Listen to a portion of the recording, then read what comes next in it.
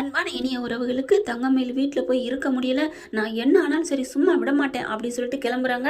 வீட்டுக்கு வந்தாலும் மறுபடியும் அடித்து துரத்திடுறாங்களா, மறுபடியும் போக மாட்டேன் போக மாட்டேன் அப்படின்னு அழுகுறாங்களா. ஆனால் பயங்கர சண்டை வருது. சண்டை பிடிக்க அங்கிட்டு இங்கிட்டு தள்ளுமுள் நடக்குதுங்க. கடைசியாக பார்த்தா தங்கமயிலும் மயங்கி விழுந்துருது. ஐயோ என் பிள்ளைய இப்படி ஆக்கிட்டாங்களே அப்படி ஆகிட்டாங்களேன்னு ஓவராக கத்துறாங்க. அதுக்கப்புறம் ஆஸ்பத்திரிக்கு தூக்கிட்டு போகிறாங்க.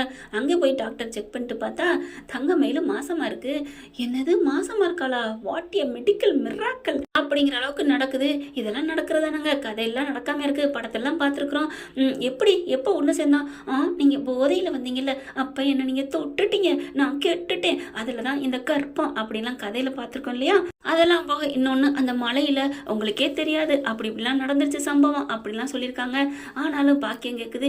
எப்படி எப்படி தங்கமேலு அம்மா அதில் இதெல்லாம் எப்படின்னு கேட்காதம்மா, எப்படி அவங்க கூட நீ பேசவே இல்லையே, அவன் விட்டு வாரிசு எப்படி, அவன் விட்டு வாரிசு தானே தங்கமேலு, அம்மா வாயை மூடுமா, நான் அப்படி கேவலமானவளா, இல்லடி நீ தானே சொன்னேன், அம்மா என்ன சொன்னேன் உங்ககிட்ட, அதெல்லாம் நான் சொல்லவே இல்லை, அவரும் நானும் நல்லா தான் இருந்தோம், அவர் என் மேலே பாசமாக தான் இருந்தார் அப்படின்னு சொல்ல, என்னடி சொல்கிற, அதெல்லாம் நாங்கள் ஒரு நாள் ஒன்று சேர்ந்துட்டோம், எப்படி அப்படின்னு கேட்க, ஐயோ அதெல்லாம் ஒன்று சேர்ந்தோம் போதுமா, அவர் ஒரு நாள் என் மேலே உள்ள கோவத்தில் படிப்பு விஷயம் தெரிஞ்சு போச்சா, அதனால ரொம்ப கோவத்தில் ஃபுல்லாக போதையில் வந்தவர் போதையில் என்ன போமா அப்படின்னு சொல்ல, மாமா அப்போ தாம்மா நாங்கள் ஒன்று சேர்ந்தோம், அப்போ அவங்க வீட்டு வாரிசு தானா, அம்மா இல்லடி அவங்க வீட்டு வாரிசு உன் வயிற்றுல வளர்ந்துட்டா உனக்கு எந்த கஷ்டமும் இல்லடி, நீ அந்த வீட்டுக்கு ராணிடி, இனிமேல் எதுக்குமே பயப்பட தேவையில்லடி, அம்மா அவங்க கூட நான் வாழணுமா, அதனால நீ இந்த பொய் பேசுறதை விடுமா, தெரியாம தப்பு பண்ணிட்டோம் இதை மட்டும் சொல்லுமா, வேற எதுவும் சொல்லாதம்மா அப்படின்னு தங்கமேலு சொல்றதை பார்க்கல பாவமா இருக்குன்னு நினைக்கிறவங்க கமெண்ட்ஸ்ல சொல்லிருங்க.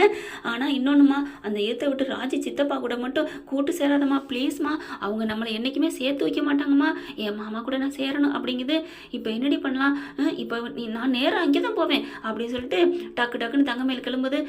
நாங்கடி நீங்களாம் வேணாம், வாழ்வோ தாழ்வோ நான் என் புருஷன் வீட்டில் நான் போய் சேர்ந்துக்கிறேன் அப்படின்னு போய் உட்காந்துருதுங்க. அங்கே பார்த்தா எல்லாரும் தங்கமேல பார்த்தோன்னே, ஏ இங்கே எதுக்கு வந்த, இங்கேயே உட்காந்துருக்க அப்படின்னு சொல்ல, அத்தை நான் எப்படி அத்தை போக முடியும், இந்த வீட்டு வாரிசை நான் சுமந்துட்டு இருக்கேன், இந்தாங்க அப்படின்னு சொல்லிட்டு அங்கேருந்து 1 கிலோ ஸ்வீட்டை கொண்டாந்து எல்லாருக்கும் கொடுக்க, அப்படி பார்க்குறாங்க. என்ன மறுபடியும் ஒரு நாடகமா, ஐயோ அப்பெல்லாம் இல்லை மாமா, நான் சொல்கிறது பூரா சத்தியம் மாமா, நான் முன்னாடி பண்ணதெல்லாம் தப்பு தான், இப்போ என் வயிற்றுல உங்கள் வாரிசு வளருது, வேணா நீங்கள் டெஸ்ட் எடுத்து பார்த்துக்கோங்க, இங்கே பாருங்கள் டாக்டர் டெஸ்ட் பண்ணுது அப்படின்னு சொல்லி எல்லாத்தையும் கொடுக்க, அன்னைக்கு இப்படி தாண்டி சொன்னேன் அப்படின்னு சரவணன் சொல்ல, எனக்கு இதில் நம்பிக்கை இல்லை அப்படிங்கிறாங்க. ராஜி மீனா எல்லாரும் பார்க்குறாங்க. ஐயோ சத்தியமா, என் சாமி மேலே சத்தியமா, என் புள்ள மேலே சத்தியமா, இது உங்கள் வீட்டு வாரிசு, எனக்கு நல்லா தெரியும் மாமா, நீங்கள் ஒரு நாள் குடிபோதையில் வந்தீங்கல்ல, அன்னைக்கு தான் நம்ம 2 பேரும் ஒன்று சேர்ந்தோம் மாமா, இது நம்ம வாரிசு மாமா, நினச்சி பாருங்களேன், அன்னைக்கு நீங்கள் ஒன்று சேர்ந்து இன்னைக்கோட கரெக்டாக 40 நாள் ஆகுது மாமா அப்படின்னு சொல்ல, அப்படி பார்க்குறாரு. அப்படியே கொஞ்சம் அவருக்கு புத்தி சுவாதனம் வருதுங்க, அதாவது நினைவு வருது. ஏன்னா பொண்டாட்டி இப்படி தப்பு பண்ணிட்டாலேன்னு ஃபுல் போதையில் வராரு, ஃபுல் போதையில் வந்தாலும் பொண்டாட்டி தொட்டுட்டோங்கிற நினப்பு வந்துருச்சு. அதனால ஒன்றும் சொல்ல முடியல. டேய் சரவணா என்னடா, ஆமாம்மா அவள் வயிற்றுல என் வாரிசு தாம்மா வளருது, முடிஞ்சு போச்சு சோழி முடிஞ்சு போச்சு அப்படின்னு ஒருத்தர் சொல்வார் பார்த்தீங்களா, அதே மாதிரி எல்லாம் முடிஞ்சு போச்சுங்க, ஒன்றும் பண்ண முடியாது. பார்த்தா எல்லா ஆளாளுக்கு அது சேர்த்து போய் நிற்க, ராஜி மீனாவும் வாழ்த்து சொல்கிறதா வேணாமா அப்படின்னு தவிக்க, ராஜி மீனா உன் அக்கா தானே, நான் என் தங்கச்சியெல்லாம் தான் இப்படி இருப்பீங்களா, வாழ்த்து சொல்ல மாட்டீங்களா அப்படின்னு சொல்ல, ஏற்கனவே வாழ்த்து சொல்லி தான் பொய்யா பூத்துன்னு போச்சே, அதனால இப்போ எப்படி நாங்கள் நம்புறது அப்படின்னு குழலி சொல்ல, அக்கா நிஜமாலுமே அக்கா அப்படின்னு சொல்கிறாங்க. கோமதி வருது, 1000 தானே நம்ம பேரனையோ பேத்தியோ சுமக்கிற அப்படின்ட்டு, ஏய் நிஜமா வாடி, ஆமா அத்தை ஆமா அப்படிங்கிறாங்க. அப்படி பார்க்குறாங்க.